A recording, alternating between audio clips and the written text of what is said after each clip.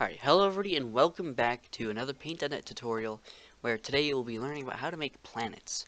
And these will just be basic planets here. I have an example of one I've made and another one here, Mercury. I made this. And also in a later video we'll be covering advanced planets like this. This took me around an hour or so to make, maybe even longer, I'm not sure. But yeah, you can make pretty amazing looking planets. So we'll be covering an advanced tutorial in the future, but for today, we'll just be covering how you make a basic planet here. So, if you want to change your canvas size, I like to do, like, when you make your planet itself, just the planet, not the background, but just the planet, you want, like, a square resolution, just because when you make it into a 3D object, it just makes it a bit smoother. So I'm just going to go with 1000 by 1000 here. And the only, extra effect you'll need here is in render, and it's shape 3D. I guess you don't technically need this. You could, not sure where it is. You can like do something to it. You can like warp it in some way, but I don't know. But Shape 3D, it's just the best thing. It's free. It's whatever. You just need that. So I'd highly recommend getting that to make planets. So first off here, um, so what we're doing right now is making the planet texture. The best way to make a somewhat realistic texture of a planet here is to render it in clouds, just like this. Except we gotta add some color to it. So our primary color here, you want like a, yeah, I mean you can have your planet texture be any color, but we're gonna make it like sort of a, like an Earth-like planet sort of. So we're just gonna make this a really nice dark green, and make this like a, I don't know, like a dark brown.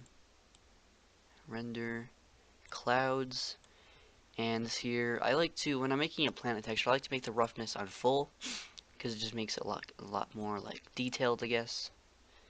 It looks kind of weird right now. Like this is not like a suitable texture, but we'll be changing this a lot just to make it look better.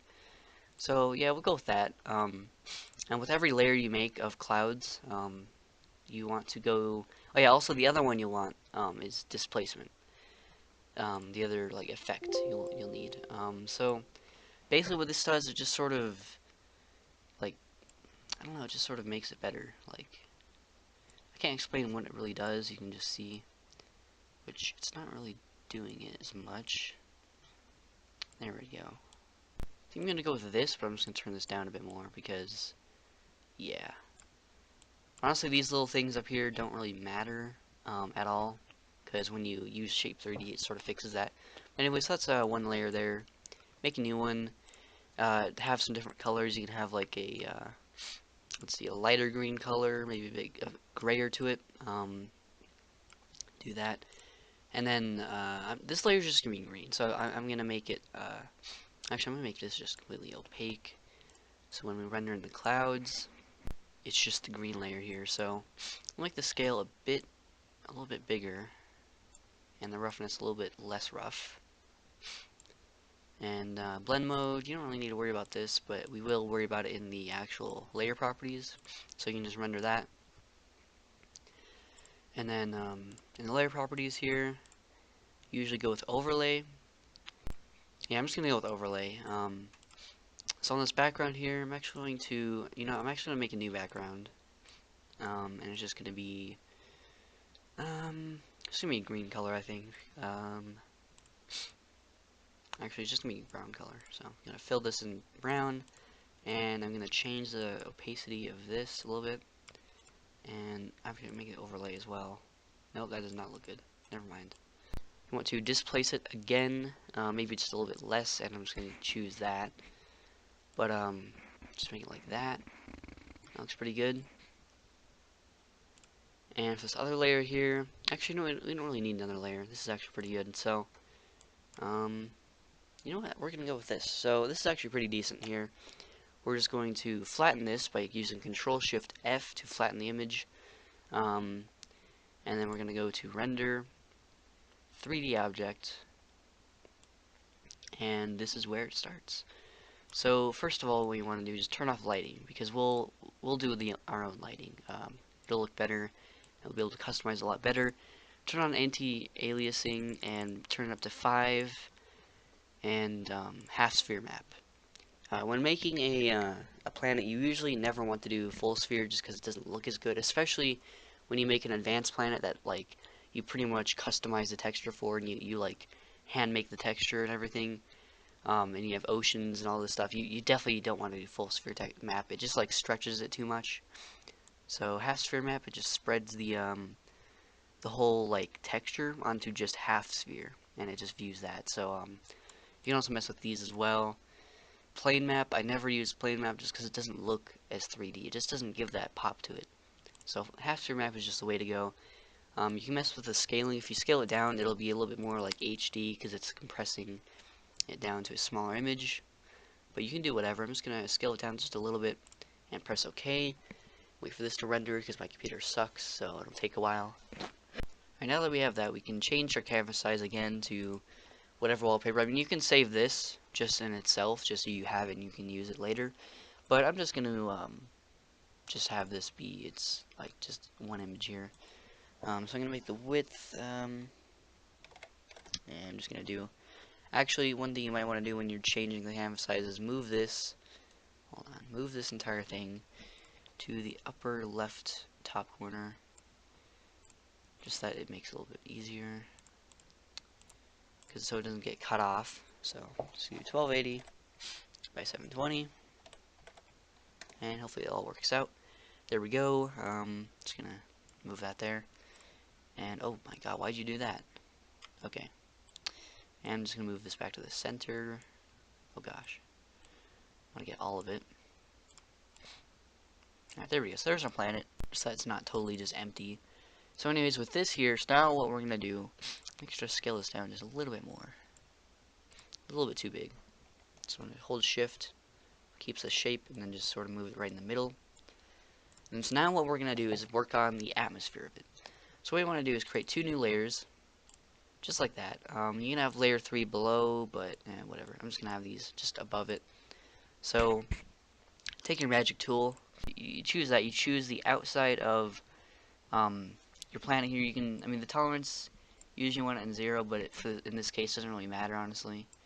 But you just want it to select everything outside of your planet. So you move to your layer 3, well, this is still selected. You change your paint bucket, and so whatever you want your atmosphere color to be, I'm just gonna make it just a nice light blue color here, just like that. And you want to fill it in like that. And on your layer 4, you want to do Control I, which reverses the selection. So now instead of everything outside of it selected, just the planet selected. So you want to fill it in on a separate layer.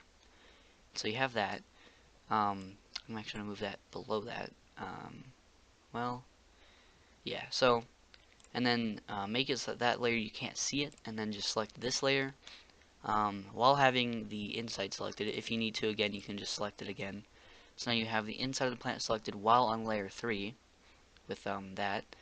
And so you want to go to Effects, Blurs, go to Gaussian Blur, and this will just make it just blur onto the planet, as you can see. So you can make it really whatever you want. I usually go with around 70 or 80, somewhere around that. So do it a little bit lower. There we go. Then you press Control I again, so you have all of this selection, and you just delete that. And then there you go. And then you go to layer 3, and for layer, or not layer, whatever, layer 4, just the layer that has the blue on the inside of the planet. And you take your magic wand, and you select the outside of the planet, make that visible so you can actually see what's going on. Blur, Gaussian blur, and then this needs to be a lot lower number, because it's like the atmosphere of the outside. I usually go around 10 or 11, maybe 12.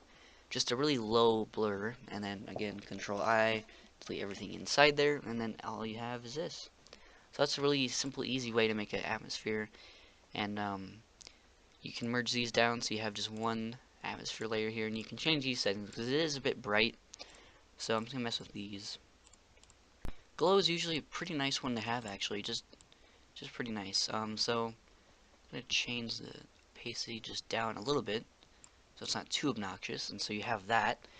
Now what we're going to do is the shading on it. So what you want to do, you take your planet background, or whatever layer that's on, and you want to duplicate it.